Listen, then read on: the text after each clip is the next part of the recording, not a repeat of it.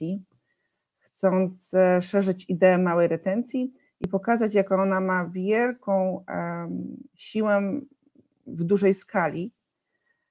I u góry ekranu znajdą Państwo link, taki niebieski pasek z białym przyciskiem i tam klikając zostaną Państwo automatycznie przeniesieni na stronę mapy. Zachęcam do zrobienia tego, ale pewnie po webinarze, po prezentacji, tam można zobaczyć już te nasze kropelki, które dołączyły do tej mapy i też można przejrzeć, jakie to są ciekawe przykłady, no ale do tego, czego szczególnie zachęcam, do tego, żeby po prostu zarejestrować swój zbiornik, pokazać tą retencję, którą Państwo na pewno też w swoich miejscowościach, czy też prywatnie robią i żeby wspólnie z nami tą mapę rozwijać.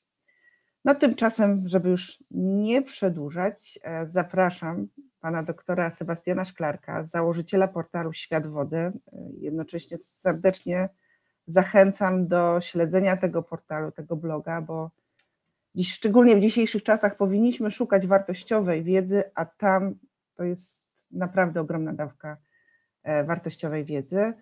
Pan doktor jest też adiunktem Europejskiego Regionalnego Centrum Ekohydrologii. Więc myślę, że zresztą sami Państwo posłuchają, że to będzie naprawdę wartościowa prezentacja zatytułowana Zmiany klimatu a gospodarka wodna w miastach. Także panie doktorze, zapraszam do prezentacji. Dziękuję bardzo. Witam Państwa serdecznie. Może nie przedłużając, zaczniemy od prezentacji, a później będziemy rozwijać inne wątki. Tak, w opisie wydarzenia było wspomniane, że miasta zajmują stosunkowo niewielką powierzchnię w skali kraju, czy nawet w skali świata, ale jakbyśmy spojrzeli na to z szerszej perspektywy, to ta niewielka powierzchnia zajmowana lądowa przez miasta generuje 70% PKB światowego, 70% emisji gazów cieplarnianych, produkuje 70% odpadów, a pochłania 60% produkcji energii. Czyli widać, jaki to jest duży wpływ na niewielkiej przestrzeni. I jakbyśmy mieli to odnieść bardziej do zasobów wody, no tutaj akurat nie ma takich opracowań, które by to dobrze wskazywały, ale możemy to na przykład sobie na przykładzie Berlina zobaczyć, że 39% śladu wodnego to jest woda pochodząca właśnie z obszaru administracyjnych Niemiec, czyli przez ślad wodny tutaj mamy na myśli całą wodę, nie tylko tą na co dzień używaną do higieny, gotowania, prania, ale także to, co jest w produktach, czyli w żywności, w ubraniach. Natomiast 61% samego Berlina, śladu wodnego, pochodzi z całego świata, gdzie tutaj mamy kolorami zaznaczone te różne produkty i dominujące kraje to jest Brazylia, właśnie Stany Zjednoczone i Wybrzeże Kości Słoniowej. I warto też wspomnieć, że przeciętny ślad wodny każdego z nas, taki na co dzień, to jest między 4 a 5 tysięcy litrów na osobę, w zależności od tego, w jakim kraju mieszkamy. Przy czym średnia europejska tego zwykłego domowego zużycia wody to jest około 144 litry, czyli tu mamy bardzo dużą tą rozbieżność. I teraz przechodząc już bardziej do tematyki wodnej, generalnie z wodą mamy kilka podstawowych wyzwań. Po pierwsze, często mamy problem, że jest jej w danym miejscu za dużo, albo za mało, albo jest zbyt zanieczyszczona i to jeszcze jest w przestrzeni i w czasie jakoś ulokowane. I z tym od lat człowiek musiał sobie radzić, jakieś rozwiązania znajdować. I tak naprawdę od początku urbanizacji, którą się rozpatruje mniej więcej za czasów rzymskich albo nawet w okolicach Żyznego Półksiężyca trochę wcześniej, z tymi problemami trzeba było sobie radzić i dlatego powstawały takie rozwiązania jak akwedukty, pierwsza kanalizacja, czy także melioracje łącznie z tymi współczesnymi z ubiegłego wieku. Jednak to były takie rozwiązania zero-jedynkowe, czyli potrzebujemy wodę dostarczamy i z tego rozwiązania nie ma żadnych innych dodatkowych korzyści, a często nawet trafiały się jakieś wady, tak jak na przykład te akwedukty za czasów rzymskich. Ostatnio wyczytałem, że jak były z materiału ołowianego, no to później choroby w związku z tym, że zwiększone spożycie ołowiu.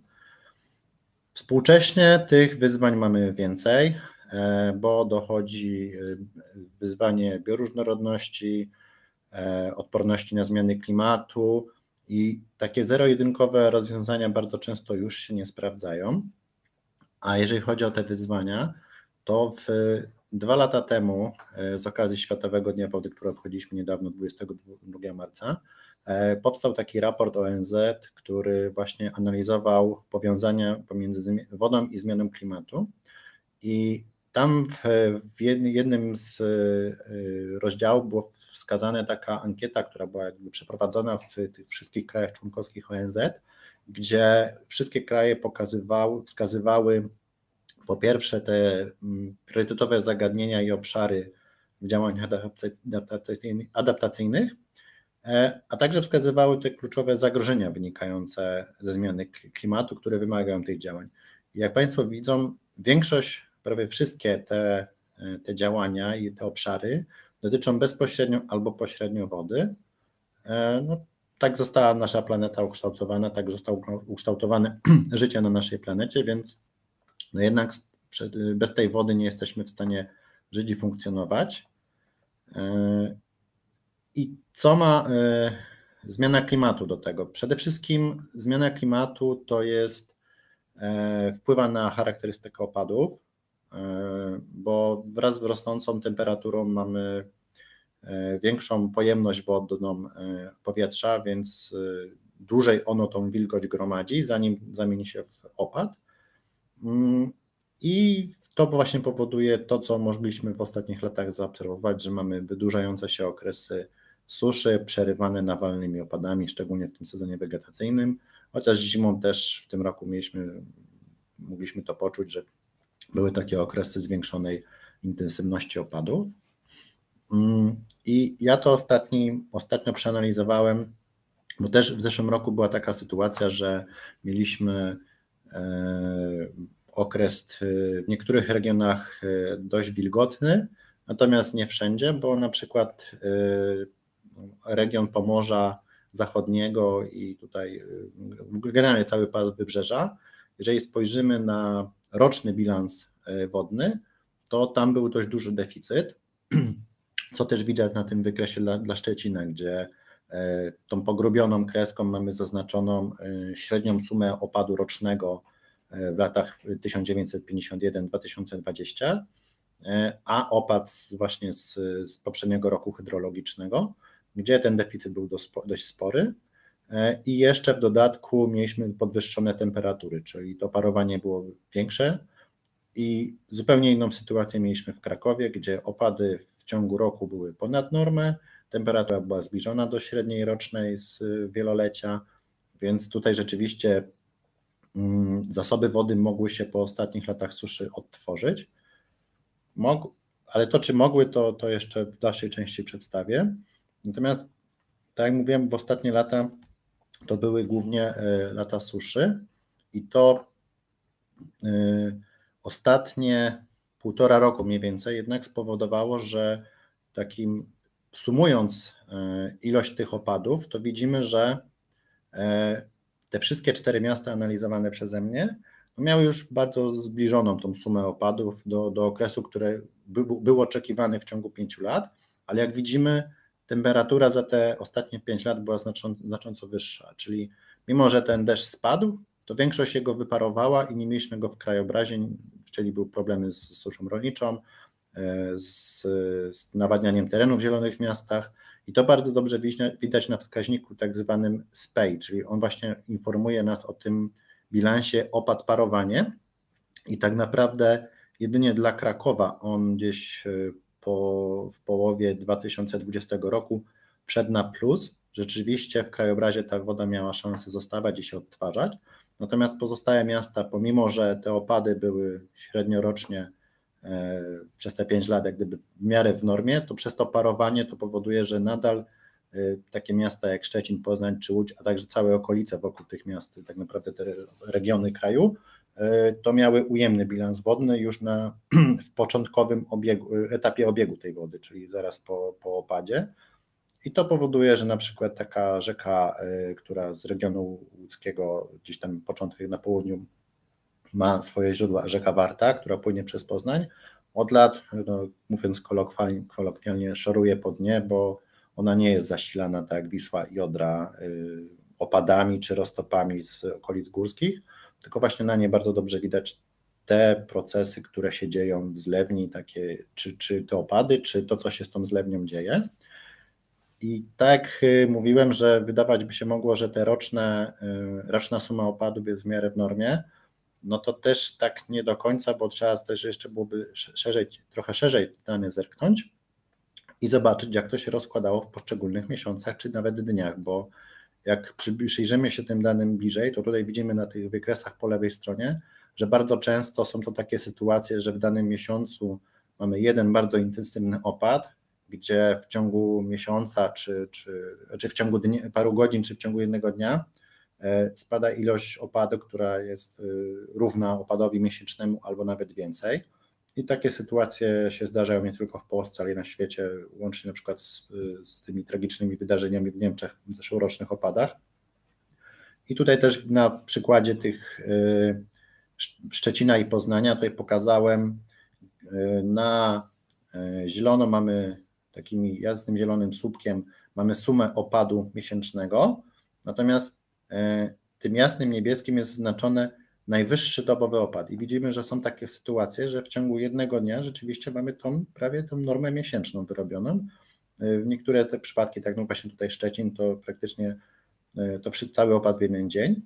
No i to powoduje, że mamy naprzemienne susze i powodzie, bo to, co w ciągu jednego dnia spadło, no to jakbyśmy na doniczkę wielkości kubka wylewali nagle całe wiadro wody i liczyli na to, że ta roślina przez miesiąc na tym sobie będzie funkcjonowała. Tak to nie działa i dlatego bardzo ważne jest, jeszcze szczególnie przy tej zmiennej charakterystyce opadów i rosnącym parowaniu, ważne jest to, jak zagospodarowany jest teren, bo w raporcie IPCC, w tym pierwszym, który ukazał się w zeszłym roku, pierwszej części, bardzo wyraźnie jest wskazane w takim całym rozdziale dotyczącym właśnie obiegu wody, że oprócz tej zmiany klimatu, która nam wpływa na 3 składowe tego obiegu, dużym czynnikiem wpływającym na jego obieg jest właśnie urbanizacja, która wpływa tak naprawdę na wszystkie elementy tego wskazanego obiegu, od opadów przez spływ powierzchniowy, wsiąkanie do gleby, odtwarzanie się zasobów wód podziemnych, a także właśnie przez naparowanie. Oczywiście w całym tym systemie obiegu wody mamy jeszcze inne czynniki, właśnie jak obecność roślin, korzystanie z tych wód podziemnych, które też wpływa na ich poziom, aerozole i element wilgotności gleby. Natomiast to, co chciałbym się skupić dzisiaj, właśnie to obszary miejskie, bo tak wskazana tutaj ta urbanizacja powoduje, że mamy te liczne problemy z wodą, a popularna w ostatnich latach rewitalizacja nie pomaga w tej sytuacji, bo pozbywamy się tego cennego właśnie zielonego elementu, który pozwala nam ten obieg wody ustabilizować, powodując procentowe jak gdyby zmiany w rozdziale tych opadów, bo w tych obszarach zielonych w miarę dobrze funkcjonujących około 50% tej wody powinno wsiąkać do gruntu, do głębszych warstw gleby, odtwarzając wody podziemne. Około 40% zostaje w płytkiej warstwie gleby, gdzie jest bardzo łatwo i szybko dostępna dla roślin.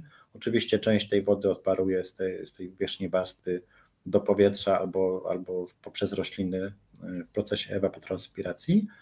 Natomiast niewielki jakiś tam nadmiar, tylko 10% spływa gdzieś do niżej położonych terenów, czy to do infrastruktury kanalizacyjnej, czy do jakichś zagłębień, czy do rzek. Natomiast w tych silnie przekształconych obszarach miejskich, no to mamy od 55, nawet czasami więcej procent tego opadu. Bardzo szybko przekształca się w spływ powierzchniowy, powodując zalania, bo infrastruktura nie jest w stanie nadążyć z odbiorem, szczególnie przy tych nawalnych opadach, które jak pokazałem wcześniej, one są coraz częstsze. I mamy taki efekt, że mamy właśnie powodzie miejskie, a później przez miesiąc jest suche powietrze i trzeba zieleń miejską jakoś nawadniać.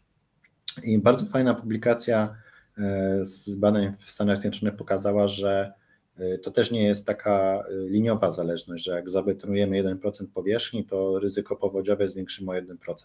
To jest bardziej wykładniczo, że 1% to około 3,3% większa intensywność powodzi, tak? Czyli to też jest w sumie niewielką powierzchnią, możemy spowodować powódź, ale tak samo w drugą stronę możemy odwrócić i przeciwdziałać tej powodzi. Ta tutaj pokazana na tym schemacie zmiana obiegu wody powoduje, że w rzekach czy strumieniach, ale także w kanalizacji mamy takie gwałtowne spadki, czyli że w przypadku naturalnych ekosystemów przepływ wody w rzekach jest bardziej wypłaszczowy, tutaj na zielono zaznaczony, gdzie te wzrosty są niewielkie, one są spowolnione, bo część wody z terenów zielonych, ten nadmiar odpływa po czasie, po chwili opadu. To można bardzo łatwo sprawdzić w czasie jakiegoś deszczu, ale oczywiście bez burzy, chowając się pod drzewem i sobie mierząc czas, po jakim czasie zacznie nam kapać na głowę. I to jest właśnie taki najprostszy, doświadczalny sposób, żeby sprawdzić, jaka jest właśnie zaleta tej zielonej infrastruktury.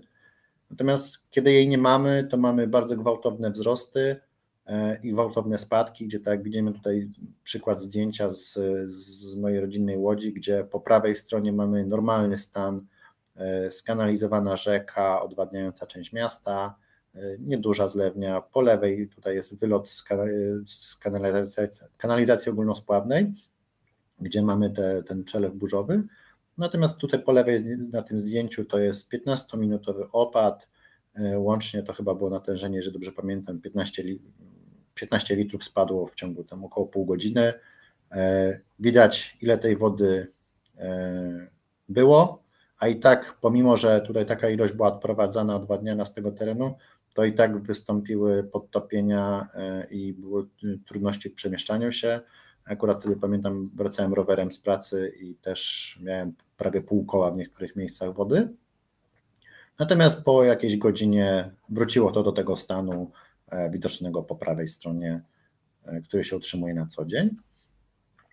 Dodatkowo to, że ta woda jest tak szybko odwadniana i cała jest zbierana do kilku punktów w postaci tej kanalizacji, powoduje także liczne problemy z jakością wody, bo to wszystko jest w bardzo krótkim czasie wymywane, trafia rzekami do zbiorników i mamy bardzo dużą pulę biogenów, czyli głównie azotu i fosforu, która w okresie letnim, czyli właściwie po takim nawalnym opadzie mamy wypłukaną dużą ilość zanieczyszczeń, wraca okres suchy, jeszcze jeżeli mamy pogodę bezwieczną i słoneczną, to mamy zwiększone wtedy ryzyko występowania zakwitów sinic.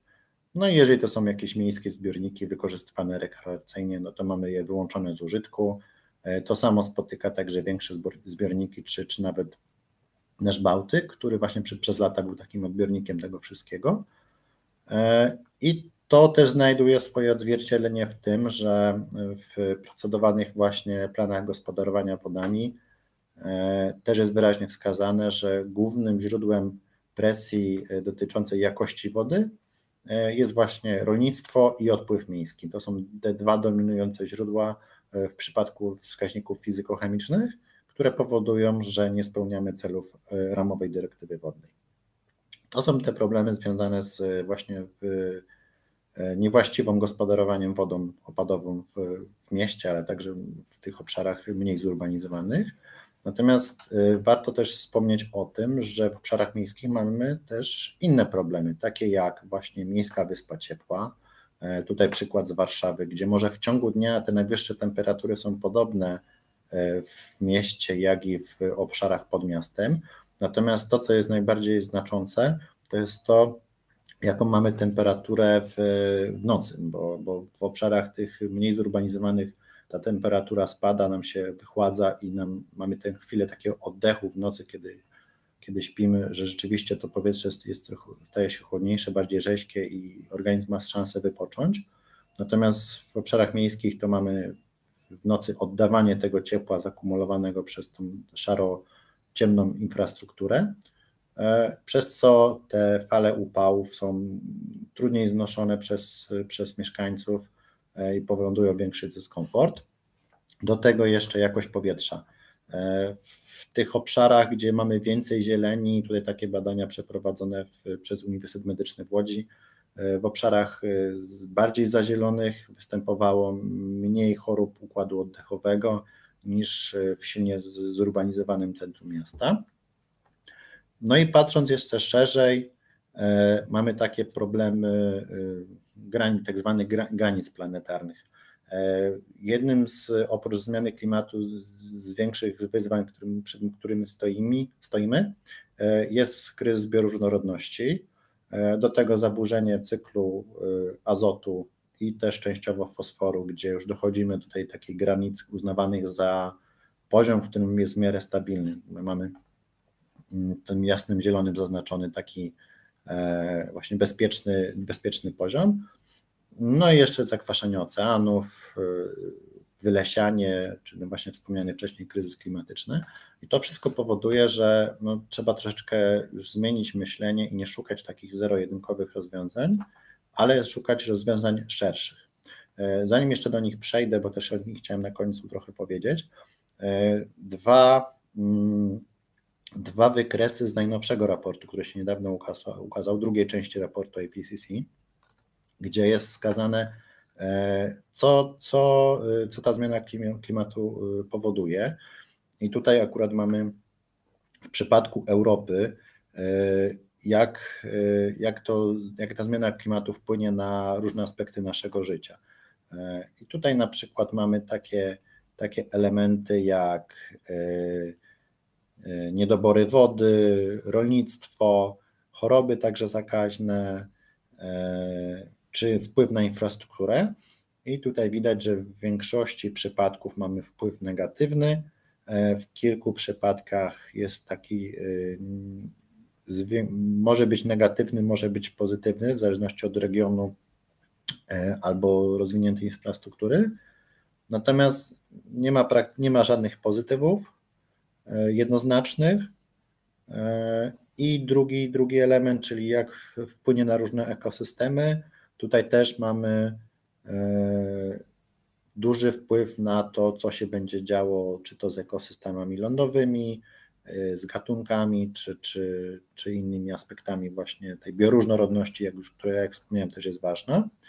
I w tym najnowszej części raportu jest też aspekt urbanizacji i adaptacji miast do zmiany klimatu, gdzie mamy informację, jaka jest luka adaptacyjna, czyli to, co nam brakuje tu do pełnego paska, to jest ta luka.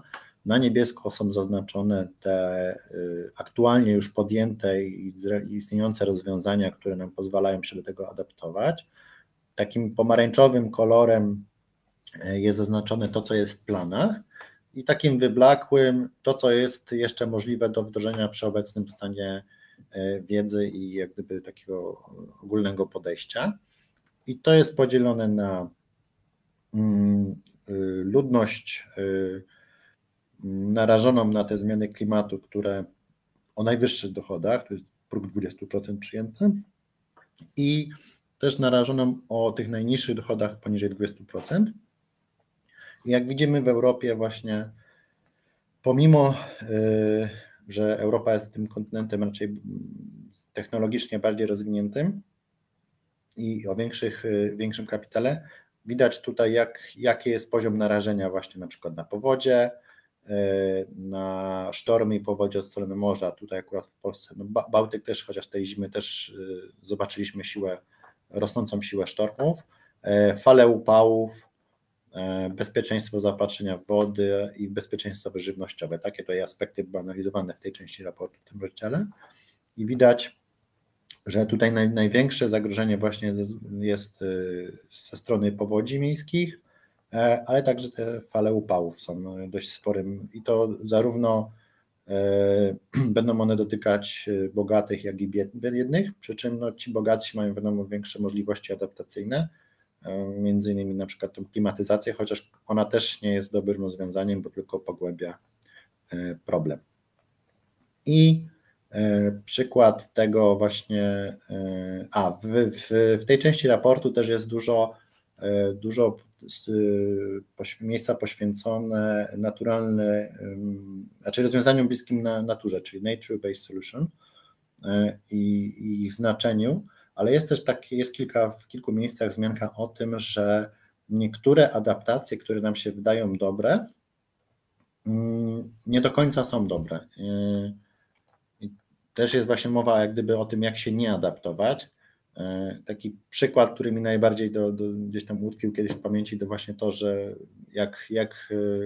co zrobiliśmy we Wrocławiu, czyli obszary naturalne, zalewowe, które Niemcy planowali pozostawić właśnie miejsce dla rzek i dla tych obszarów błękitno-zielonych, zabudowano, a w 1997 roku mieliśmy konsekwencje tego zabudowania, bo też trzeba pamiętać o tym, no wały są jakimś zabezpieczeniem, ale nigdy nie ochronią w 100%.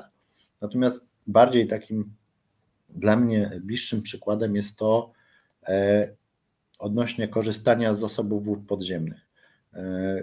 Tak jak słyszeli Państwo zapewne w ostatnich latach, najwięcej problemów, najczęściej w przypadku suszy słyszy się o suszy rolniczej, że są problemy z uprawami. Teraz też mamy, początek lutego był mokry, od miesiąca prawie w całym kraju nie padało, gleba już się zamienia, wierzchnia to już się robi pył i za chwilę przy jakimś teraz wietrze znowu możemy mieć wiosenne zamiecie piaskowe. I pierwsze co przychodzi na myśl, budujmy studnie, też mam takie sygnały, że rzeczywiście to teraz bardzo na dużą skalę te studnie głębinowe są, znaczy takie płytsze, są do 30 metrów bez pozwolenia są robione. No i to powoduje, że teoretycznie się adaptujemy, bo jak nie pada, to korzystamy z tego zasobu. Natomiast na dłuższej perspektywie czasu to może tylko pogłębić problem, bo to nie jest działanie adaptacyjne, tylko to jest takie chwilowe uzupełnienie niedoboru wody, a przykładów takich mamy kilka na świecie, na przykład w Turcji takie niezrównoważone gospodarowanie wodą podziemną spowodowało nie tylko obniżenie się poziomu tej wody, ale także zapadliska w skałach wapiennych, które są akurat w tamtym regionie. Widzimy takie wielkie właśnie leje powstają, które praktycznie już nawet nie ma co nawadniać, tak, bo wszystko się zapadło. I dlaczego o tym wspominam? Bo trzeba pamiętać o tym, że to nie są zasoby, które się bardzo szybko odnawiają. Te płytkie zasoby się mogą odnawiać od kilku dni do kilkunastu miesięcy, w zależności od tego, jaką strukturę gleby. Natomiast te głębsze ujęcia, czyli na przykład to, co głównie korzystamy w sieci wodociągowej, no to są stulecia, jak nie tysiąclecia odtwarzania się takich zasobów, dlatego z tego trzeba korzystać racjonalnie, czyli przede wszystkim jako ostatnia deska ratunku to powinno być, a w pierwszej kolejności podejmować wszelkie inne działania, jak właściwa retencja opadów, czy w przypadku rolnictwa też poprawa struktury gleby, które poprzez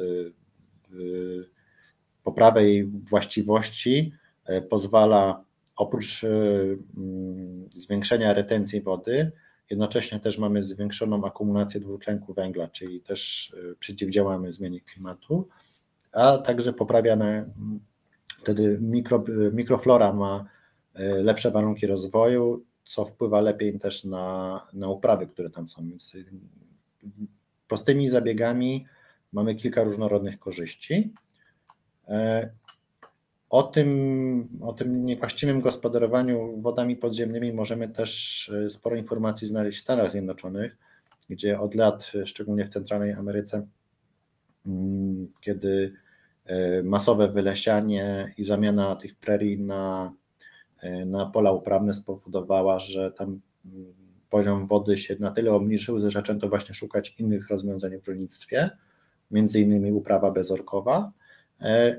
I tutaj mamy pokazaną mapę też, bo tak mówimy o śladzie wodnym, to najczęściej się mówi o śladzie wodnym, czy tam wykorzystywaniu wód powierzchniowych, ale jest też taka mapa stworzona na tej stronie Water Footprint, gdzie mamy korzystanie z zasobów wód podziemnych, właśnie czy tak jak wspomniane przeze mnie Stany Zjednoczone, ale także tutaj region Półwyspu Arabskiego czy Indii. Odnośnie Półwyspu Arabskiego też jest, na pewno Państwo kojarzą okrągłe uprawy właśnie, gdzie pompując wodę z podziemi w okręgach uprawiane są różne tam zboża i początkowo ten kraj chciał się uniezależnić od dostaw żywności, jednak przez to pompowanie tej wody już w tym momencie mają problemy, bo raz, że tej wody jest mniej, dwa, jeżeli ona jest bliżej oceanu czy tam morza, to ona jest coraz bardziej zasolona i przez to się nie nadaje już do podlewania, więc już szukają jakichś innych sposobów, jak sobie z tym radzić. No jako kraj bogaty w ropę i utrzymujący z tego duże dochody, no na tą chwilę bardzo mocno rozwijają odsalanie wody morskiej. No tylko, że to jest znowu też proces energochłonny, więc jednocześnie muszą też rozwijać źródła energii elektrycznej, najlepiej też bezemisyjne, czyli też kolejne wydatki i problem bardziej się rozwija.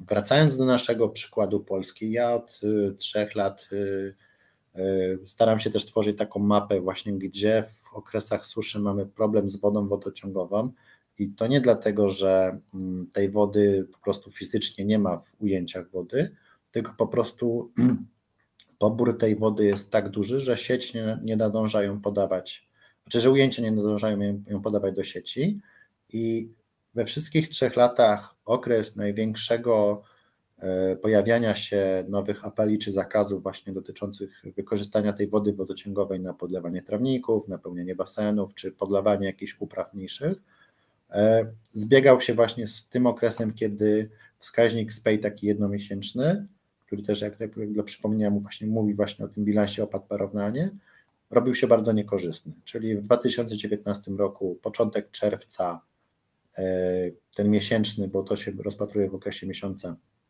jeszcze był korzystny.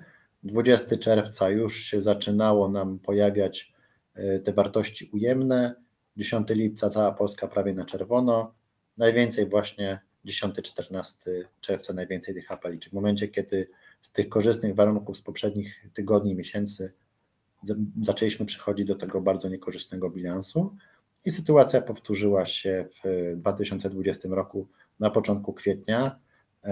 Tutaj mam takie wrażenie, że jeżeli nie zacznie padać, to możemy mieć znowu powtórkę i znowu na początku kwietnia suszę rolniczą i właśnie wysyp tych apeli i zeszły rok tak samo między 18 a 20 czerwca, kiedy znowu to się zaczęło, znowu ten brak opadów, wysokie temperatury, rosnące parowanie i to spowodowało właśnie, że sieć nie nadążała, spadki ciśnienia w sieci i problem z dostarczaniem wody pitnej do mieszkańców. Niektórzy mówią, też staram się śledzić komentarze czy różne wypowiedzi w tym temacie. Najczęstszym komentarzem jest, że gmina nie inwestuje, powinno być więcej ujęć. No to jest właśnie na tych przykładach, które pokazałem wcześniej z Turcji czy ze Stanów, to jest podcinanie gałęzi, na której się siedzi i nawet jedna z gmin, która w zeszłym roku taki apel wystosowała, była taka krótka konferencja, gdzie właśnie wypowiadali się, że po problemach z dostępnością wody w sieci wybudowali kolejne ujęcie, zostało ono oddane, ale są na granicy zrównoważonego bilansu tą wodą podziemną i teraz każde kolejne ujęcie będzie powodowało uszczuplanie się tych zasobów wód podziemnych i pogłębianie się problemu. Przechodząc do rozwiązań, no tutaj najlepszym rozwiązaniem jest element, który już Państwo widzieli wcześniej w prezentacji, czyli roślinność w połączeniu także z tą niebiesko-zieloną infrastrukturą, bo tak jak wspominałem, ona nie tylko wpływa na to, że retencjonuje tą opad, ale także na poprawę, tworzy tak zwany mały obieg wody, bo kiedy nie mamy roślinności, woda, która wyparuje, może być gdzieś zabierana dalej i nie wiadomo kiedy spadnie. Natomiast w przypadku, kiedy mamy jakieś tereny podmokłe, lasy, bardzo często jest tak, że właśnie kiedy w nocy tak jak pokazywałem na tej miejskiej wyspie ciepła, ta temperatura spada bardziej, więc jest szansa, że część tej wody w powietrzu się skropli w postaci jakiejś rosy, mgły, co jest bardziej widoczne jesienią, czy przede wszystkim jesienią, ale także i wiosną, latem może mniej, to część tej wody wraca do systemu w miejscu, w którym ona wyparowała.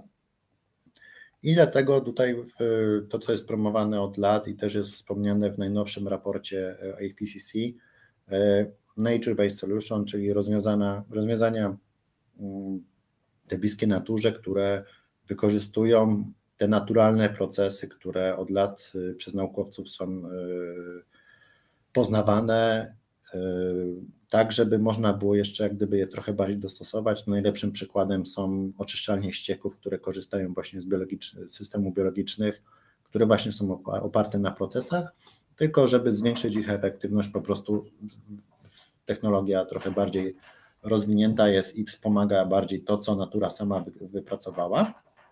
Te rozwiązania mają szereg różnych korzyści, od zwiększenia retencji przez oczyszczenie wody, także wpływają na tą bioróżnorodność, o której wcześniej mówiłem, mikroklimat poprawiają, jakość powietrza, ograniczają hałas i dodatkowo tereny rekreacyjne, czyli te wszystkie wyzwania i problemy, które wcześniej w prezentacji mojej się pojawiały, tymi rozwiązaniami możemy załatwić i mieć poprawioną sytuację, adaptując się do zmiany klimatu, poprawiając bioróżnorodność. Ja sobie to przeanalizowałem w aspekcie wodnym na przykładzie Łodzi. Parę lat temu kiedyś analizowałem obszar ogólnospławnej kanalizacji w Łodzi, który zajmuje niecałe 2 km² i analizując, jakie dachy są w tym obszarze, chciałem oszacować, ile tej wody można byłoby zatrzymać. Tutaj nie zaznaczałem starych kamienic, które już od początku wykluczyłem jako te, które mogą nie wytrzymać dodatkowej nośności, dodatkowego ciężaru. Natomiast zaznaczając same powierzchnie tylko powiedzmy jakichś obszarów przemysłowych, jakichś hal, większych centrów handlowych, czy także jakichś tam przystanków, stacji benzynowych, miałem taki obszar wytypowany, którym można byłoby potencjalnie utworzyć te zielone dachy i to dało mi sumarycznie ilość taką wody, że zatrzymaną w czasie deszczu, tutaj opierając się na publikacji, że przy opadzie poniżej 10 litrów mamy prawie 100% retencji, no to jak to porównałem do wydajności naszej oczyszczalni ścieków, to same te budynki wielorodzinne, bloki byłyby w stanie zatrzymać z tego opadu taką ilość, która przewyższa znacząco już nawet wstępne oczyszczanie mechaniczne tej oczyszczalni. A jak to zsumowałem na bazie jeszcze innej publikacji na bardziej intensywnych opadach, to w zależności od wielkości opadu mamy od 88 do 48% retencji, co łącznie i tak zawsze daje znacznie większą ilość wody niż to mechaniczne wstępne oczyszczanie. No to jest ważne, dlatego że tak jak pokazywałem wcześniej to zdjęcie, no tutaj, żeby zabezpieczyć oczyszczalnię przed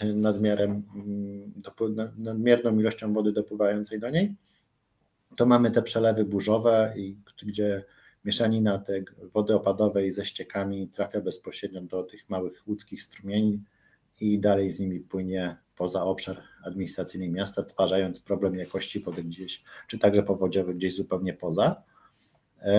I te wszystkie zalety tej błękitno-zielonej infrastruktury można prześledzić właśnie na przykładzie zielonych dachów, tu akurat, ale te same zalety mają czy to jakieś parki, czy jakieś ogrody deszczowe, każda zieleń wprowadzona w przestrzeń miejską we wsparciu jakiejś takich inżynieryjnych bardziej rozwiązań powoduje, że mamy poprawioną tą sytuację w mieście, a tam gdzieś tej infrastruktury takiej zielonej nie da, no to wtedy wchodzi już typowa infrastruktura szara, która powinna jak najwięcej tej wody przechwytywać i wykorzystywać ją na miejscu, tak żeby jak najrzadziej była potrzeba skorzystania z wody podziemnej, no bo teraz też jeżeli w mieście mamy sucho i trzeba nawadniać zieleń miejską, to nie sięgamy po wcześniej zgromadzoną deszczówkę, tylko też korzystamy z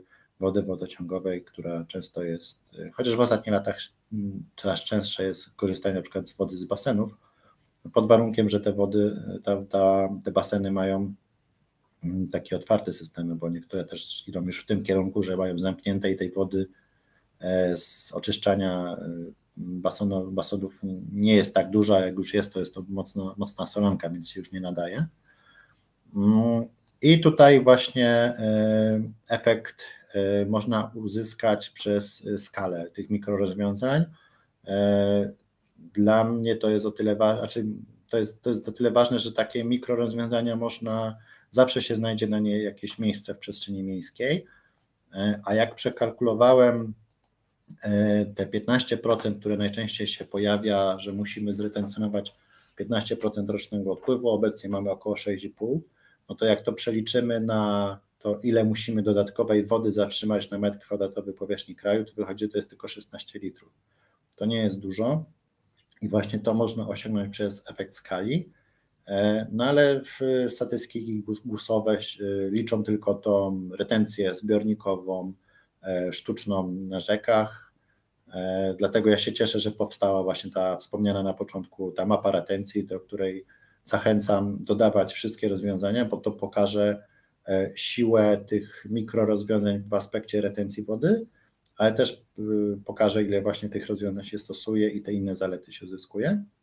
Natomiast jeszcze w kontekście tych obszarów rolniczych, które wcześniej wspominałem, to też takie opracowanie było, które analizowało potencjał retencyjny rowów melioracyjnych w obszarze dorzecza Odry i wychodzi na to, że system ten rowów jest w stanie zatrzymać wodę, stabilizując przepływy Odry przez około 30 dni, ale jakbyśmy to jak przeliczałem to na ilość zretencjonowanej wody, to mieliśmy około 5% odpływu, czyli dokładając do tego Wisłę, która jest dorzecze jest prawie ponad 2 razy większa od dorzecza Odry, znowu osiągamy ten 15% retencji rocznego odpływu, ale znów to nigdzie nie jest ujęte w statystykach, a pozwala nam osiągnąć ten cel, który jest zakładany w gospodarce wodnej, tylko rozumianej od drugiej strony, od końca rury, czyli już retencja wody w jak najniższym punkcie krajobrazu, a nie tam, gdzie powinno to być realizowane, czyli u źródła, w miejscu, gdzie deszcz spada na powierzchnię, żeby te wszystkie problemy, o których wspominałem wcześniej, niwelować już na samym początku, a nie na samym końcu, bo na samym końcu to musiały powstawać bardzo duże rozwiązania. I tutaj dobrym przykładem takich rozwiązań jest też projekt w Radomiu, w którym mam przyjemność uczestniczyć, gdzie były też po opadach nawalnych problemy z zalewaniem części miasta. Analizując teren Radomia, w jednym z dopływów rzeka Cerepianka, która dopływa do głównej rzeki w Radomiu, czyli do rzeki Mlecznej, był obszar, który działka miejska, część działek została wykupiona jeszcze, żeby ten obszar powiększyć i utworzono taki system retencyjny, który oprócz retencjonowania wody jednocześnie ją podczyszcza. W tym roku system funkcjonuje od września zeszłego roku. W tym roku obserwujemy już właściwie już w zeszłym roku mogliśmy obserwować pierwsze jego efekty, bo tak jak Państwo widzą, na górze zdjęcia z początku sierpnia, kiedy był obiekt świeżo po dodaniu, praktycznie tutaj widzimy dopływ, nic prawie tym strumieniem nie płynie, natomiast to poniżej mamy zdjęcia już po intensywnym opadzie, kiedy ten zbiornik cały się wypełnił. Ja we wrześniu, jak byłem, też było tak akurat, że byłem tydzień po tygodniu i widziałem właśnie jak ten wypełniony zbiornik, który później stopniowo tą wodę oddaje z powrotem do rzeki. Jednocześnie w tym obszarze mamy, i to co ważne, ten system powstał nie poprzez przegrodzenie całkowicie rzeki, czyli tą ciągłość biologiczną, możliwość migracji ryb, bo w tym strumieniu mimo wszystko ryby występują, to wykazaliśmy w monitoringu wstępnym. Nie przegradzamy rzeki, więc zachowujemy ciągłość biologiczną, czyli spełniamy cel ramowej dyrektywy wodnej. Jednocześnie retencjonujemy wodę, przeciwdziałając podtopieniu pewnych części miasta, a jednocześnie tworzymy też takie przyjazne strefy rekreacyjne. Tutaj po lewej stronie zdjęcia właśnie tego terenu, gdzie jest wyspa z kładką, teren rekreacyjny dookoła. Po prawej zdjęcia zrenaturyzowanej rzeki, która wcześniej było proste koryto.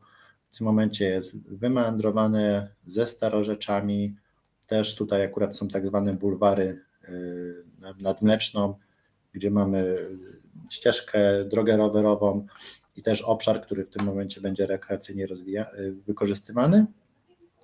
No i na koniec jeszcze taki przykład ze Zgierza, też tutaj pod Łodzią, gdzie wcześniej rzeka, niewielki strumień szedł kanałem pod tym terenem, poniżej jest kąpielisko Malinka.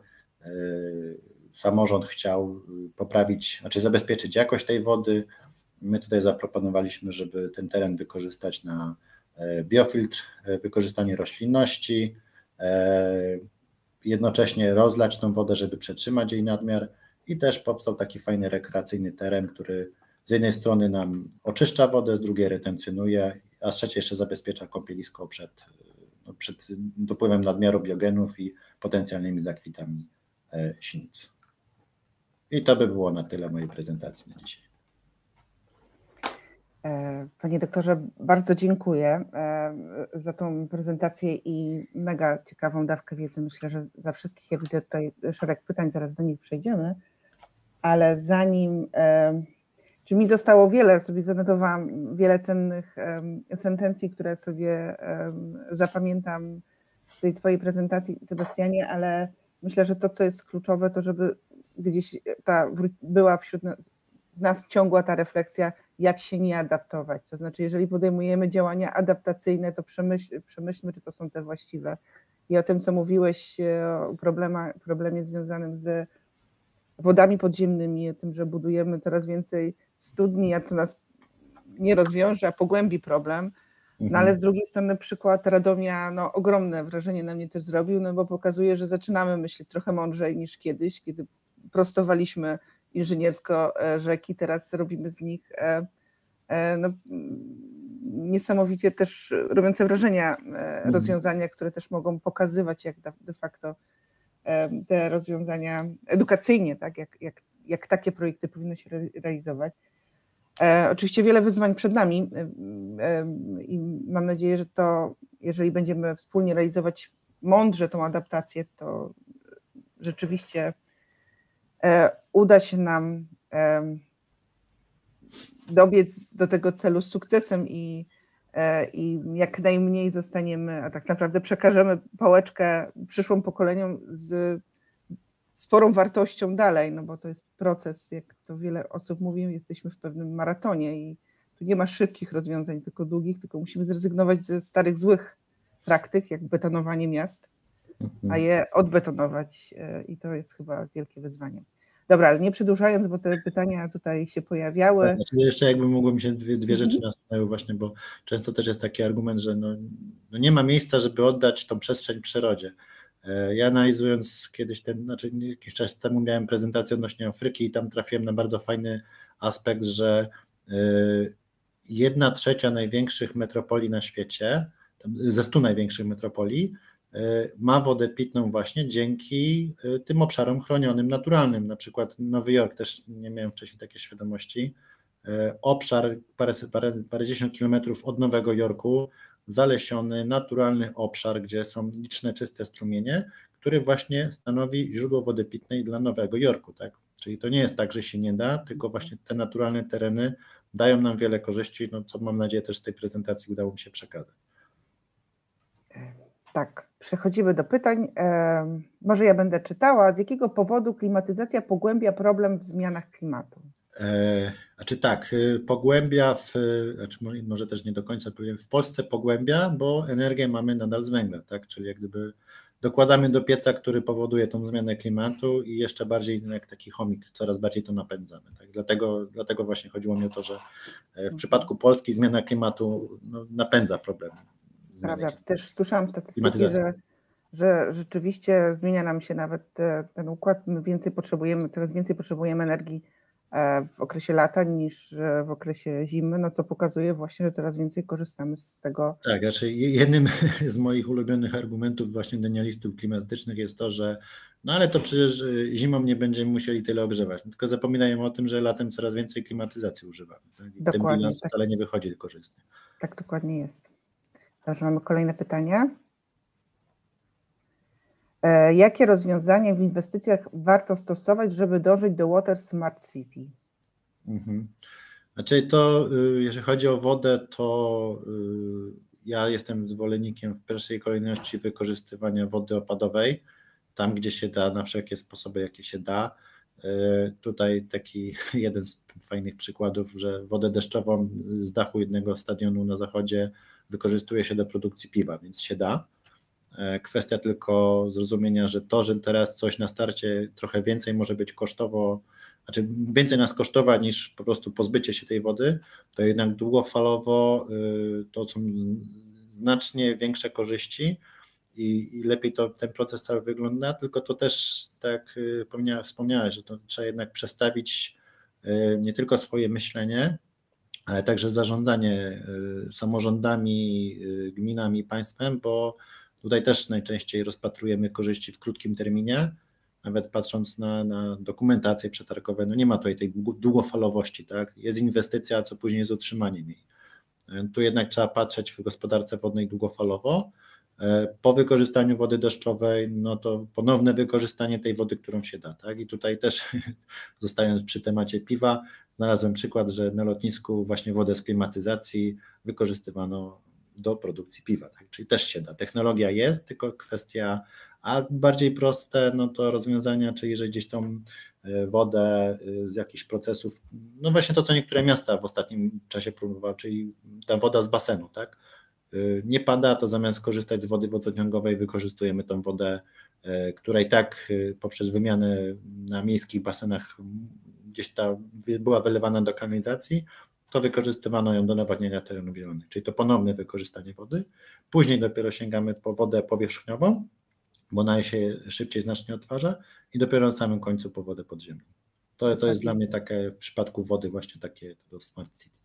Taka hierarchia wartości. Tak, hierarchia wygląda czasami absurdalnie, że my czyścimy ulicę wodą wodociągową. No, tak. Wydaje się, że... Albo kurtyny wodne zamiast terenu zielonego. To też jeden z takich dokładnie, tak. rażących kurtyny wodne, które korzystają z wody wodociągowej. No i jeszcze tam, gdzie się da, no to efektywność, tak? Tak jak mówimy o efektywności energetycznej, to także wodonno-chłodność różnych rzeczy, że tam, gdzie się da, to zmniejszać zużycie, tak? Uszczelnianie całej sieci przesyłowej, czy inne rozwiązania, które tej wody nam pozwolą mniej zużyć.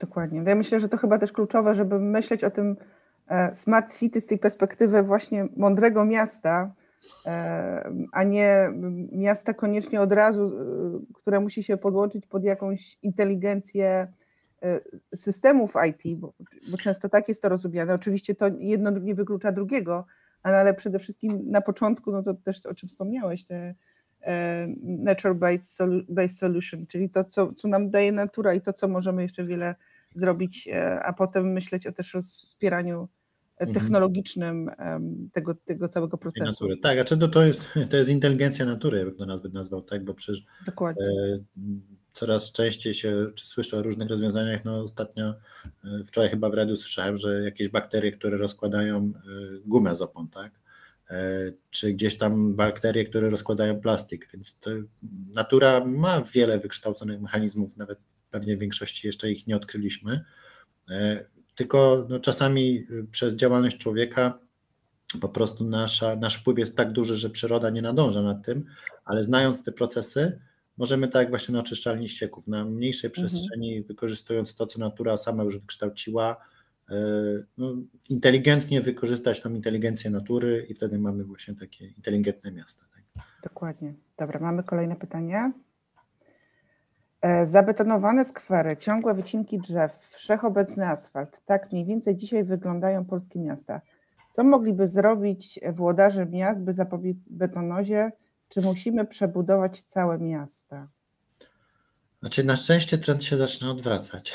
Nawet w kontekście tej mapy apeli, co pokazywałem, słynne Skierniewice, gdzie to zainspirowały mnie do tworzenia tej mapy, tam już też się mówi o odbetonowaniu tego placu, czy tego głównego w Skierniewicach, ale nie tylko Skierniewice, bardzo dużo miast już zobaczyło, jakie są konsekwencje tego niewłaściwego działania i się odwraca to. No to, co jest największym problemem tak w skali kraju, to że no, są chyba około 30% powierzchni kraju ma plany zagospodarowania przestrzennego. To jest jedna z większych bolączek, a nawet jak te plany są, to często są interesy inwestorów i to nie do końca jest tak, jak powinno być. Natomiast no, mówię, to, co jest pozytywne, to ja widzę, że ten trend się zaczyna odwracać. Kwestia tylko, żeby to no, w miarę szybko robić. Tak? No to też jest taki problem też tego, że no, włodarze miast nie pojawiają się przycinać wstęgi na otwartym jakimś tam powiedzmy ogródku deszczowym. Raczej wolą takie duże inwestycje, bo wow, coś dużego można pokazać, tak? A już nie mówiąc o tym, że, no bo są też rozwiązania szarej infrastruktury podziemnej, czyli no właśnie to, co na przykład widzieliśmy w początkowym filmiku, no, gdzie są rozwiązania pod ziemią, których nie widzimy, no i włodarze miast też ich nie przycinają, a one też pomagają nam zarządzać tą wodą opadową. Prawda, no tak, to nie ta skala, żeby się tak cieszyć, aczkolwiek też widziałam, że coraz więcej miast, myślę, że tu przykładem może być na przykład Gdańsk, stara się właśnie pokazywać te małe rozwiązania, skalę na przykład ogrodów deszczowych i też te takie przysłowiowe wstęgi, tak, takich nawet małych odcinać, bo to jest fajne. Myślę, że to jest coś, co mieszkańcy zaczynają coraz bardziej doceniać i czego wręcz oczekują od włodarzy, że będą tu blisko mojego problemu, a nie dużych inwestycji. Tak, a czy no to właśnie pokazuje, czy to jest coś, co ja zaobserwowałem w przeciągu właśnie swojego życia zawodowego, trochę ponad 10 lat już, jak można powiedzieć, że branży się od początku doktoratu siedzę, to widzę, bo na początku mojej edukacji to było tak, że były przykłady z Kopenhagi, z Berlina, gdzieś tam zachodnie, a teraz coraz więcej, tak jak wspomniałem przez Ciebie, Gdańsk, czy także inne miasta, mają coraz więcej własnych rozwiązań, którymi mogą się chwalić, którymi powinny się chwalić, bo owszem, to utrzymanie innej infrastruktury też jest ważne, ale trzeba przede wszystkim pokazywać to, co jest najbardziej potrzebne miastu. No i tutaj też dużą rolę edukacja właśnie odgrywa, że jednak wyedukowane społeczeństwo też inaczej postrzega to, czego potrzebuje w pierwszej kolejności, tak, bo bez drogi, no może będzie mniej komfortowo, ale jakoś przetrwamy, tak, natomiast bez wody, no to zaraz po powietrzu to jest drugi zasób, którego potrzebujemy, bez którego najszybciej organizm człowieka umiera, tak, i tak samo jest ze wszystkimi organizmami w naszym otoczeniu. Dokładnie. Mamy tu kolejne pytanie. Ile procent polskich miast korzysta z systemów służących do zarządzania retencją wody w mieście?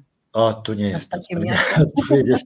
Nie chciałbym strzelać liczbami z głowy, więc tutaj to niestety nie. No ja znam oczywiście z naszego doświadczenia przykład Rzeszowa, który oczywiście nie w skali całego miasta, ale w skali jednej ze zlewni. My tam robiliśmy taki system zarządzania, gdzie rzeczywiście tam, jak dobrze pamiętam, 1700 metrów sześciennych gromadzonej wody jest zarządzane przez system, a woda wykorzystywana do podlewania, więc pewnie takich rozwiązań jeszcze dużo w skali kraju naszego nie ma, ale coraz więcej też widzimy, że się pojawia i coraz więcej, może nawet w mikro, ale też wiem, że coraz więcej miast takie plany, wdrożenie takich systemów ma i miejmy nadzieję, że to znaczy to też miejskie plany adaptacji trochę wymusiły. Dokładnie. Wymusiły, no, te miasta, które chciały, to już wcześniej to robiły, a na pozostałych gdyby zostało to troszeczkę wymuszone, tak? Bo najpierw te duże miasta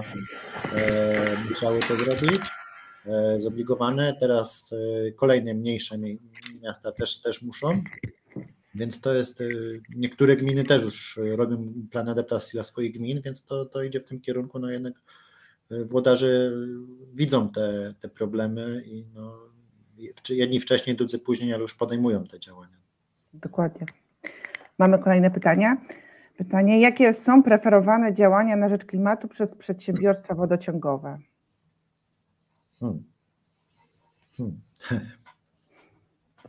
Preferowane. Ciężko mi się wypowiedzieć też.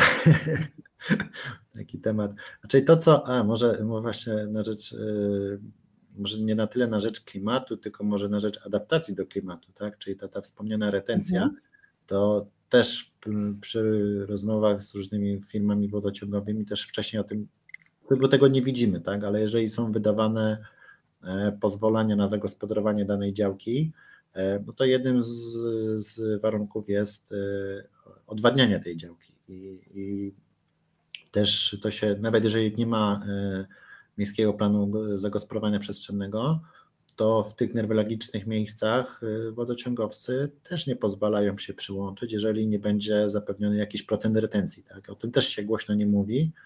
To nie jest tak rozpowszechniane, tak, że włodarze się tym nie chwalą, ale takie działania też są podejmowane w tych newralgicznych miejscach. Tak, chyba to znowu trochę związane też z taką edukacją, a czasami edukacją, która jakby wymusza pewne działania na szczególnie inwestorach, bo często ci inwestorzy prywatni, deweloperzy szukają mocno oszczędności swoich inwestycji, nie realizując rozwiązań retencji, starając się zrobić proste rozwiązanie przyłączenia się do systemu deszczowego, który też ma ograniczone możliwości, a nie na tym powinno polegać, więc myślę, że tutaj ta praca z edukacją taką szeroką jest też wyzwaniem dla przedsiębiorstw wodociągowych. Też znam przykłady przedsiębiorstw wodociągowych, które zaczynając same od siebie pokazują te dobre rozwiązania, montując nawet te przysłowiowe beczki przy swoich obiektach gdzieś, pokazując, że to jest to rozwiązanie, które w pierwszej kolejności. Więc tak, generalnie jak ja tak obserwuję właśnie niektóre, najbardziej obserwuję swoją łódź, tak, ale to staram się śledzić inne, to często jest tak, były programy te Beczka Plus, tak, popularne, tak, dla mieszkańców, ale ile z tych gmin czy tam samorządów, które te programy robiło, miało te beczki u siebie, tak? Tak samo jest z energią odnawialną. Są programy, dotacje dla mieszkańców, a co z obiektami publicznymi?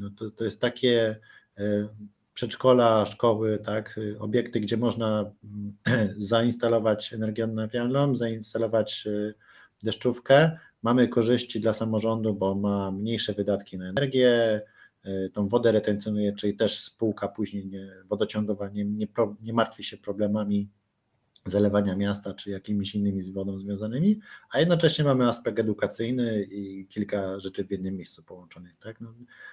Też dochodzą do mnie sygnały, że niektóre samorządy tak robią, ale tutaj przydałoby się to robić na większą i szerszą skalę. Dokładnie. Mamy kolejne pytanie.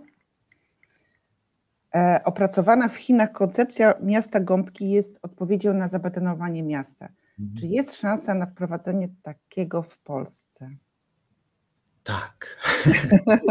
Technologicznie już wszystko jest możliwe, kwestia tylko chęci, możliwości, może, bo możliwości są, bo tylko każde miasto na swój sposób ze względu na różne uwarunkowania, ale da się to zrobić. Kilka takich, Bydgoszcz jest chyba jednym z tych miast, ale Gdańsk też, pamiętam, w Gdańsku się zaczęło chyba od tego, że była jakaś powódź, później był ogłoszony ten panel obywatelski pierwszy w Polsce i w ramach tego panelu wybrano tam zamiast koncepcji jednego zbiornika, to chyba były 3 mniejsze, tak, gdzieś tam rozlokowane i od tego mam wrażenie się zaczęła cała idea retencji deszczówki w Gdańsku, później w Trójmieście, gdzie rzeczywiście taka właśnie idea miasta Gąbki, nawet jeżeli tak nie jest nazwana, to się już rozwija w niektórych miastach. Dokładnie, to myślę, że tak, to od miast, od samorządów takich wychodzi. Myślę, że wyzwaniem jeszcze jest, żeby to jakoś scentralizować i mieć tutaj takie zarządzanie w skali całego kraju, ale to... Dlatego właśnie warto zbierać te informacje, tak jak właśnie ta stworzona przez Was mapa retencji, to jest takie narzędzie, które jest w stanie pokazać, tak, ja cały czas liczę, że tam się uzbiera taka objętość wody, która już da jakieś te procenty wymierne, gdzie można odnieść do tej planowanej centralnie retencji na sztucznych zbiornikach, jako przeciwwagę tym rozwiązaniom. Dokładnie, to jest też jeden z naszej misji, żeby pokazać, tak, że przy dużej skali mała retencja staje się dużą retencją, że powtórzę. I jest rozwiązaniem problemów u źródła, tak? Dokładnie, tego, czego nam potrzeba. Mamy kolejne pytanie. A czy to nie jest tak, że teraz już powinniśmy mówić o śladzie ekologicznym, a nie tylko węglowym czy wodnym, bo te wszystkie elementy są tak ze sobą powiązane? Tak, no jak najbardziej tak. Nawet jest może nie tyle ślad ekologiczny, znaczy nie, chyba nawet jest taki. No, gdzieś wiem, że to jest jeden z 3 śladów, które są rozpatrywane. No tylko, no właśnie, jak to jest z metodologią, niewiele osób się tym zajmuje i generalnie ślad węglowy jest o tyle, tam jest dużo prościej, tak, bo to jest, można prześledzić cykl życia całego produktu i policzyć emisję, przeliczając na dwutlenek węgla, ile tego jest. Przy śladzie wodnym już to się robi trochę bardziej skomplikowane, bo tutaj ślad wodny to jest kilka składowych, czyli czy wykorzystujemy wodę deszczową, czy wykorzystujemy wodę powierzchniową lub podziemną i jakie zanieczyszczenia produkujemy w całym tym procesie. To już trochę komplikuje liczenie tego śladu, a ślad ekologiczny, no to jeszcze bardziej złożoność, bo to musielibyśmy mieć oszacowany wpływ na wszystkie komponenty gleba, bioróżnorodność, powietrze, woda, no to wszystko musiałoby się, ale tak, jak najbardziej, może jeżeli nawet się nie da tego zwymiarować w miarę prosto na tą chwilę, to przy wszystkich naszych działaniach trzeba myśleć o tych różnorodnych aspektach, tak?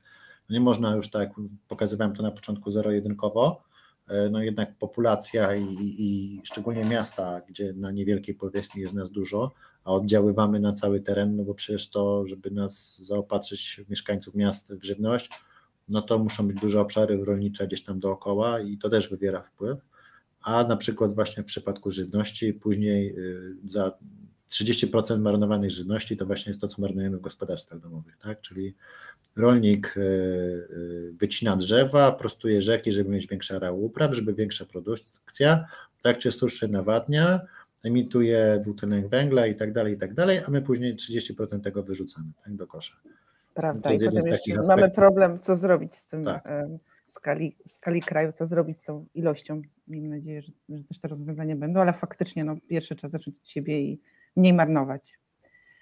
Ale mogę też powiedzieć, że jako Ekolunikon podjęliśmy decyzję niedawno, że policzymy swój ślad wodny. To trochę nową w takim kraju, bo chyba jeszcze nikt tego nie zrobił. Zaczniemy od siebie. Na pewno podzielimy się tą informacją i też tym procesem liczenia tego śladu wodnego, co on nam dał, ale zgadzam się z tym, że to nie można liczyć jednego tylko elementu. Docelowo trzeba przeliczyć sobie swój cały wpływ na środowisko, bo często zmniejszając, czy próbując zmniejszać jeden, możemy źle wpłynąć na inny element związany z środowiskiem. Kolejne pytanie, czy mała retencja nie powinna być niejako obowiązkiem każdego przedsiębiorstwa, które korzysta z wody wodociągowej do swoich procesów produkcyjnych? To realna oszczędność surowca, nie mówiąc o oszczędnościach dla przedsiębiorcy. Znaczy tutaj nawet nie tyle obowiązek, co ekonomia już wiele takich zakładów, najpierw ekonomia, a teraz jeszcze daje im to możliwość takiego dobrego PR-u, to my o tym nie wiemy, ale coraz więcej firm idzie w tym kierunku. Tutaj bardziej jest problem z innymi użytkownikami i wykorzystaniem raczej deszczówki, a nie wody wodociągowej, czy nawet z ujęć, tak? No, ja mam przykład spod Łodzi jednej firmy, która się zajmuje barwieniem materiałów, tak? Proces w produkcji odzieży też dużo wody potrzeba, od wyprodukowania bawełny, no ale to jest poza granicami naszego kraju, tutaj nie mamy dużego wpływu, natomiast w kraju na przykład te włókna bawełny są przetwarzane czy barwione i tu też są znaczne ilości wody, no i jedna właśnie z tych firm spod Łodzi przeliczyła sobie to, i nawet w takim procesie, gdzie te barwniki są dość mocno wykorzystywane, gdzie to rzeczywiście jest zanieczyszczone, oni część tej wody odzyskują, dzięki temu zredukowali ilość wody pobieranej, tak, bo oni mają własne ujęcie, a także ilość ścieków odprowadzanych i to dało im wymierne korzyści, które im się tam zwróciły po jakimś czasie i wiele firm w tym kierunku idzie. Natomiast szerzej w przypadku na przykład samorządów czy naszych indywidualnych posesji czy spółdzielni, no tutaj ja cały czas liczyłem na podatek od betonozy, nie od deszczówki. Tu proszę od razu wszystkich Państwa, że jak tylko usłyszycie podatek od deszczówki, od razu poprawiajcie, że to jest od betonozy, a nie od deszczówki, bo to nie jest podatek za to, że deszcz pada, tylko za to, że my wody pozbywamy się jak odpadu, tak, a nie jak cennego surowca. No ale tutaj widać, że nic się dalej w tym nie dzieje, bo wprowadzony gdzieś tam prawem wodnym ten zapis o tej opłacie miał być zmieniony 2 lata temu, tak, w 2020 był projekt nowelizacji, przepadł przy okazji zmiany ministerstwa, a teraz ostatnio się dowiedziałem, że on wrócił, ale nadal zapis pozostanie taki, jaki był, bez tych zmian, które tam były proponowane, gdzie już więcej tych pieniędzy miało zostać w samorządzie, a ja jeszcze proponowałem, żeby tak naprawdę większość tej opłaty zostawała w samorządzie i większa jej część była przeznaczona na właśnie tworzenie tej retencji, żeby ten proces przyspieszyć, no ale te uwagi pozostały bez odpowiedzi, a w nowej nowelizacji tego nie mamy w ogóle. Przemilczymy to. Przejdziemy do następnego pytania. Jakie zabiegi na poprawę struktury gleby poza wspomnianą uprawą bezorkową? To tutaj rolników bardziej trzeba było. Ja też staram się śledzić te tematy właśnie z ciekawości pod względu retencji. Natomiast, wiem, to chyba jakiś dokument a to też jest bezorkowa właśnie, że się najpierw uprawia jakąś roślinę, później się zagniata i się w nią sadzi, tak, więc są. Ale to, co w krajobrazie rolniczym można zrobić, no to jednak trzeba trochę tej przestrzeni oddać rzekom czy bobrom, zatrzymać wodę w zastawkach, bo oczywiście część tego pola najbliżej rzeki może nam być częściej podmywane, ale finalnie będziemy mieć wodę, którą możemy wypompować, tak, na pobliskie pola. A co do jeszcze pytania, poprawę struktury gleby. Wapnowanie też jest, bo to jest jeden z takich procesów, bo często te gleby nasze są takiej jakości, że poprzez wapnowanie poprawiamy, bo często tego wapna brakuje w glebie. I to jest jeden z tych procesów, który od lat jest dotowany przez ministerstwo, a właśnie poprawia właściwości gleby, dzięki temu ona jest, tak mówiąc, odnoszą do naszego ciała zdrowsza po prostu. Tak? Ale tutaj, jak ktoś by chciał poszerzyć tą wiedzę, to bardziej gdzieś jakichś portali bardziej rolniczych.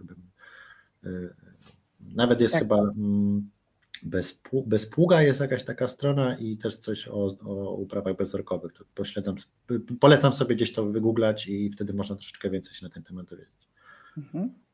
Dobra, mamy pytanie następne. Czy przykład renaturyzacji rzeki na jednym z ostatnich slajdów jest do końca pozytywny? Umocnione brzegi uniemożliwiają erozję i akumulację, brak roślinności, bystrz i brodów, sztuczne starorzecza, meandry wyprofilowane o stałej konieczności. Czy nie łatwiej i nie lepiej byłoby po prostu zlikwidować umocnienia, osadzić brzegi i zostawić rzekę samą sobie? Znaczy tak, w obszarze miejskim jest ten problem, że musimy to jakoś próbować zrównoważyć, tak? Bo my też na początku, no to jest taki cały proces od kuchni.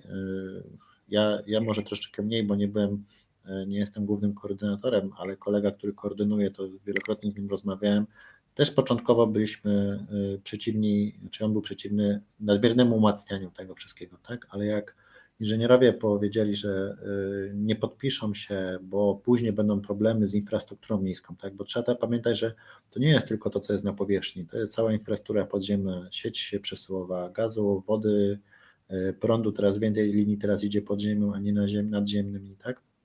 I to powoduje, no jednak w mieście jest ciasno i pozostawienie takiej rzeki całkowicie samej sobie może w pewnym momencie spowodować, że no ta niekontrolowana natura, którą byśmy chcieli jak najwięcej widzieć, no w przypadku gęsto zabudowanych obszarów miejskich nie zawsze będzie, bo za chwilę podmyje nam jakąś drogę, za chwilę gdzieś te meandry pójdą w stronę jakichś zabudowań i może być problem. A co ciekawe, właśnie odnośnie tej rzeki, tam jest ciekawy problem, bo w pobliżu były zakłady garbarskie i też my nie chcieliśmy, żeby bo były zagłębienia, które były tymi odpadami garbarskimi po prostu zasypywane. Jak to kiedyś się robiło, tak, zasypać i mieć problem z głowy. I było ryzyko, że jak za bardzo zacznie rzeka to rozmywać wszystko dookoła, to uwolni te zanieczyszczenia.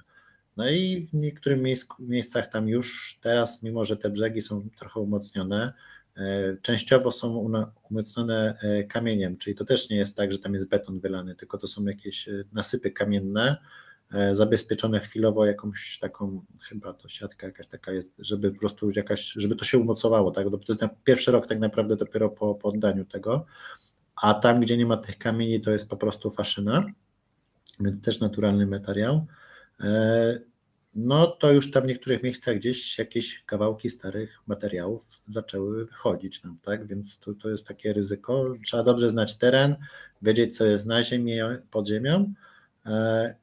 Takie typowo właśnie zostawienie rzeki samej sobie to po obszarach właśnie podmiejskich, to jak najbardziej tak. W miastach to nie zawsze da się zrealizować. No teraz tu akurat był nieduży ciek, tak, ale teraz spróbujmy zrobić to samo z Odrą albo Wisłą na przykład w Warszawie czy we Wrocławiu. To już w ogóle jest niemożliwe na tą chwilę.